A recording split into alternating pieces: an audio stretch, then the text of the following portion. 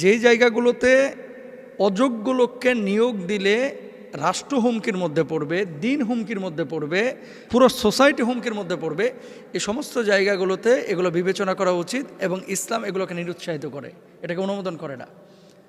ইসলাম কি বলছে? যেই মানুষের যেই যোগ্যতা তাকে সেও অনুপাতে মূল্যায়ন করতে বলা হয়েছে। ধরেন একজন কোরআন তেলাওয়াত একেবারে মিশরি কারীদের মতো পারে, সৌদি আরবের কারীদের মতো পারে, আর আরেকজন কোরআন তেলাওয়াত করে কিভাবে?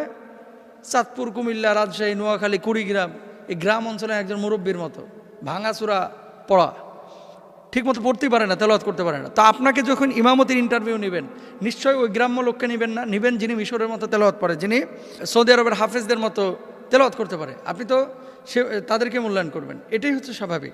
তো এই জায়গাটা থেকে আসলে আমাদের খুব ফিল করা এবং খুব মানে চিন্তা করা উচিত যে আমরা কাদেরকে নির্বাচন করছি।